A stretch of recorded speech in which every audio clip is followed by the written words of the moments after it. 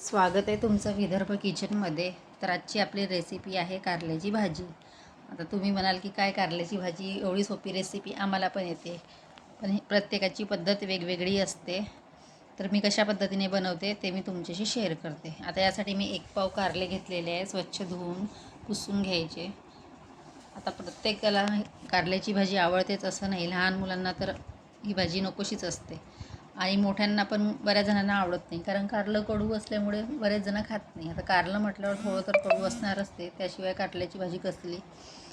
तर यासाठी मी पातळ असे काप करून घेतलेले आहे कारल्याचे. त्यातल्या बियासुद्धा काढलेल्या नाही, बिया तशाच राहू द्यायच्या. तर बरेच जण बिया काढून घेतात. असे पातळ चिरल्यामुळे काय होईल की ते लवकर शिजल्या जातील. अशा पद्धतीने आपण सर्व कारले चिरून घेतलेले आहे. त्यानंतर इथे मी साधारणतः 1 ते 2 चम्मच मीठ घालणार आहे. मीठ लावून ठेवायचं आहे आपल्याला 10 मिनटं कारल्याला आणि असं मिक्स करून घ्यायचं. त्याच्यामुळे काय होईल की याला जे पाणी सुटेल, कारल्याचा जो कळवटपणा आहे तो कमी होईल. आता असं मीठ सर्व कारल्याला मिक्स करून घेऊ आणि 10 मिनटं आपण हे बाजूला ठेवू. त्यानंतर इथे फोडणीसाठी मी घेतलेला एक कांदा, एक मोठा टोमॅटोमुळे आपले कारले कडू होणार नाही. त्यानंतर कोथिंबीर आणि आलं लसूण पेस्ट. आता इथे कारले 10 मिनटं झालेले आहे. छान असलेलं पाणी सुटलेलं आहे मिठाचं, ते सगळं पाणी आपण हे काढून घेऊ.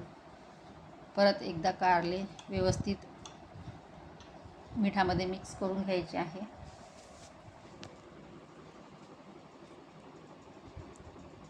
आता हे मिठाचं आपल्याला पाणी पूर्ण काढून घ्यायचं. त्यानंतर हे कारले आपल्याला 2 पाण्याने धुवून घ्यायचे. आता बरेच जण म्हणतात की कारल्याला पाणी अजिबात लागता कामा नये, नाहीतर अजून ते जास्त कळवट होतात. पण असं काही नाही, मी तर आता नेहमी याच पद्धतीने करते.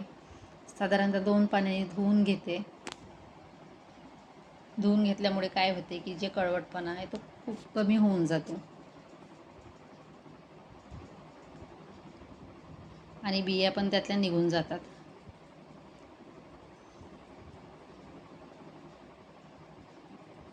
अशा पद्धतीने मी 2 पाण्याने हे धुवून घेते.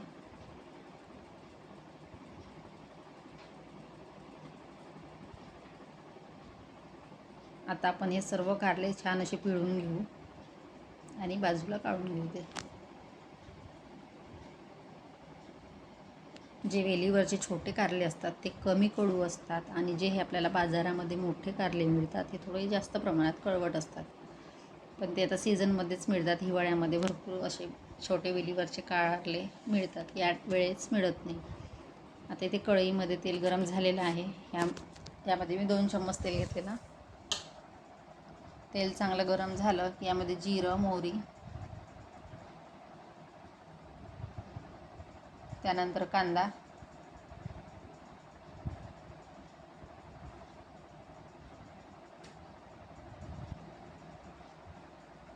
कांदा तेलामध्ये छान परतून घेऊ आणि त्यानंतर यामध्ये आपल्याला आलं लसूण पेस्ट ॲड करायची आहे.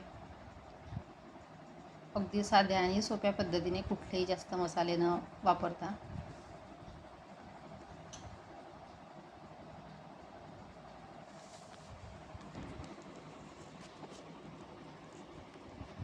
परत हे सर्व एकत्रित मिक्स करून घेऊ. तेलामध्ये छान परतून झालं की यामध्ये आपल्याला टोमॅटो, कोथिंबीर ॲड करायची आहे. कोथिंबीर मी तेलामध्येच टाकते, वरून न वापरता. टोमॅटोमुळे कमी कडू होते कारल्याची भाजी आणि चव पण छान येते. यासाठी टोमॅटो तुम्ही 1 किंवा 2 जरी वापरले तरी चालेल. आता टोमॅटो तेलामध्ये छान शिजला की यामध्ये आपल्याला कारले ॲड करायचे आहे.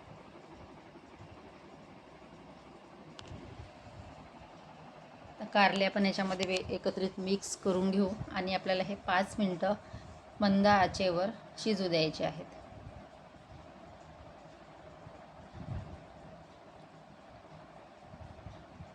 तर 5 मिनटांनी बऱ्यापैकी आपले कारले शिजलेले आहे. तर यामध्ये आपण थोडे मसाले ॲड करू. बघू शकता कारला आपलं थोडं शिजत आलेलं आहे. आता यामध्ये मी हळद,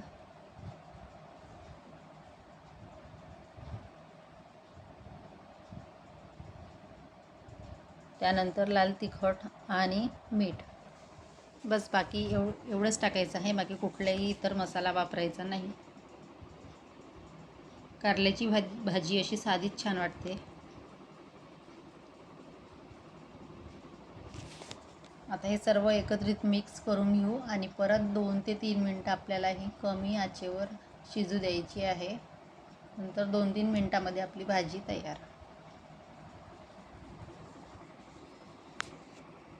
थोडी साखर वापरलेली आहे, बरेच जण गूळ वापरतात.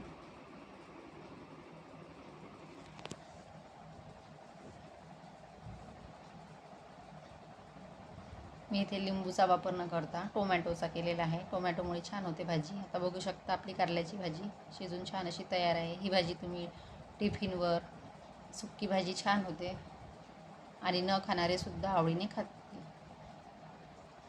Bye bye.